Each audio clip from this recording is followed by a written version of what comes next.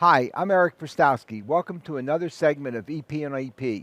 With me today is Tina Baykaner, who is the Assistant Professor of Medicine at Stanford University. Tina, welcome to the show. Thank you, Dr. P. We've known each other for a long time. 10 years, I think. 10 years. We won't go into that story now, right? So you've done some really interesting work on AI and atrial fibrillation. So what I'd like you to go through with us in the audience is, can you walk us through this new interesting area of artificial intelligence and this whole concept of machine learning, how you are looking at it to apply to ablation? Gladly, yeah.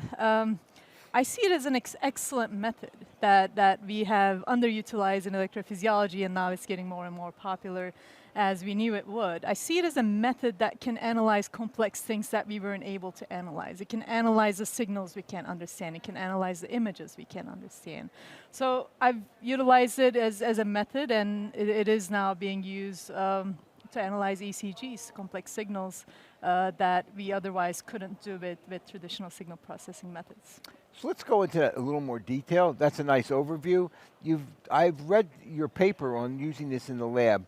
Why don't you walk us through what you actually did to try to, I mean, you know, the classic is you go isolate the veins and you go home.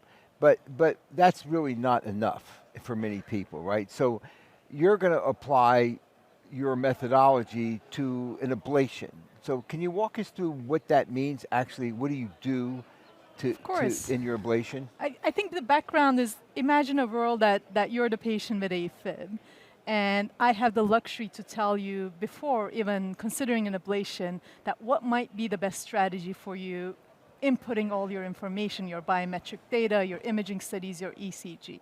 And in an ideal world, I would love to tell you that with 99% certainty, AFib ablation is not going to work for you, but flecainide might be the best drug for you. Okay. So that's what a machine learning model can teach us. It can get all sorts of data from different patients, learn which patients did well with what strategy, and predict what other similar patients can do either well or not so with similar technologies. That's a goal, right? That's a goal. But the stuff that I read from your work that you've already done, can you walk us through what you absolutely. actually did as like first steps? So with this ultimate goal, what we said is, why don't we look at all the patients that had ablation? Let's start with ablation as a treatment strategy.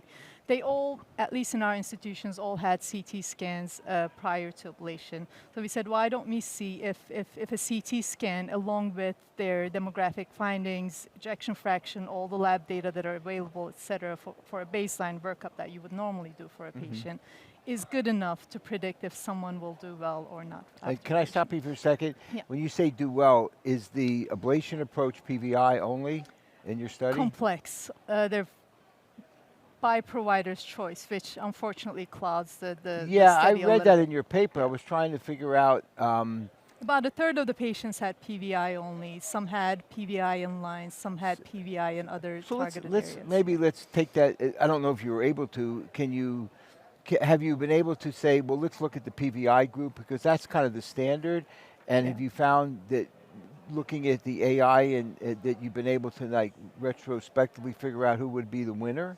We've done the subgroup analysis, but the numbers get smaller and smaller. Yeah. So my trust in the model's decision, because now in the PVI group, only a few wouldn't do well, for example, and a few would do well. So you're training on a much smaller cohort. But when we applied the final model to only PVI patients or only PVI plus patients, it performed similarly. But you're right. I think it should even start with a cleaner cohort and cleaner strategy.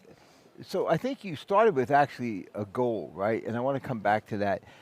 It's just like the fibrosis stuff that Nasir and the Utah group were doing, trying to figure out who is the best candidate to be in a lab. And I mean, I think their work is nice, but I mean, it's not 100%, right? You're going to look at multiple things, but that is your goal eventually, right? To sort of say that, let me look at Eric, hope not, a different Eric, and I know I can get a great result in the lab. Now, that result is going to depend on what you do in the lab too. So that's why I was trying to dig into that a little bit. So if you have a long-standing persistent, you've been in the lab for years. I know not more than 10, but you've been in the lab for years. is your goal to like look at different phenotypes of AFib, like, a long-standing persistent versus, a paroxysmal? Because I'm just listening to, wouldn't your model be different for the different types? We've applied it to persistent group and paroxysmal only group, and it's performed similarly. Oh, it has, so it didn't matter. It didn't matter. That's interesting. But, I do understand Nasir's findings too. If you have too much scar, maybe it's not worth taking you to the lab. Right. But we know it's not just scar. Some people without scar just do poorly too. So I think this is just a more advanced way that potentially incorporates scar or the left atrial geometry into account, and some other things to predict why some patients just don't do well. I'm going to keep pushing you a little bit because I love the work you're doing, and I've enjoyed reading your papers. As a clinician seeing this patient in my office, you have to make a decision based on symptoms, right? So I think they need an ablation. I hope they do okay. And then you want to apply a model before they're in the lab, right? So if that model is different for persistent or paroxysmal or other factors, I guess that's what I'm trying to push you to, is your ultimate goal to be able to take an individual and put their the phenotype of AFib together with all the other factors before you get in the lab? Because once you're in the lab, you're already in the middle of an ablation, right? I think both are valuable, because if you're in the lab and a patient is more likely to have recurrence, you might want to adjust your post-ablation strategy, right? You might want to keep them on antiarrhythmics a little bit longer than you. Well, I think it's still valuable. Yeah. But you're right. In an ideal world, if we know an ablation won't work for someone, we want to catch them before. Well, so that CT study is in a way all pre-ablation. I have a different study that incorporated signals from the procedure, intracardiac electrograms in addition to the surface ECG. I can argue with you that the contribution of the intracardiac electrograms for that predictive model was not any higher than the 12-lead ECG at baseline in sinus rhythm for those who had a sinus ECG. So all of these are available before the ablation. Yeah, you wouldn't have to argue much with me on that, and I'll tell you why. Because I've been fascinated by the AI work done on just a regular ECG and its predictability. I wish I knew why. I know you can't really just eyeball it and tell it why, but I have great faith that we're gonna learn a lot more with this technology. But I'm going to challenge you to come up with something before, or I'll ask it the other way. You get into the lab, and your standard approach is a PVI. A lot of people feel that way, right? That's your first approach, whether it's persistent or paroxysmal. But based on your approach now with machine learning and AI, you get in there and you add with the intracardiac to that, you might change your approach. Is that a fair statement? That's a very fair statement. And those now with the data there is can be done, right? We can get the ablation locations, we can get their geometry, we can integrate all those into the methods, which was not a feasible thing just a couple of years ago. And how do you scale this for the rest of the world? Because it's one thing if you guys are doing it, but the hope is you'll scale it, right? So you'll have something that we could use, or something. What is that goal with AI? Are you going to need high processors and things, or is this you're going to get to a point where anyone in a good solid EP will be able to apply your methodology?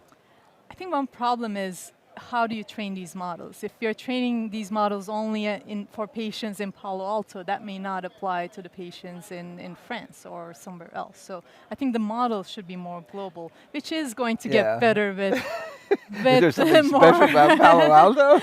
it just might represent a different ethnic, gender. Yeah, I hear what you're saying. I was teaching you. Of patients. So I think that the model should be trained broader to test it elsewhere to make sure they're working. Well, I think the work. I think once the model is there, you don't have to be at a fancy computational center to upload your data for it to spit out, hey, yes, likely, or no, not likely. So give us a time frame based on where you're at now. When do you think this will be a practical application for us? Gosh, I hope people watching this video in 5 years won't judge me for that, but I'd say 5 years. 5 years? Yeah.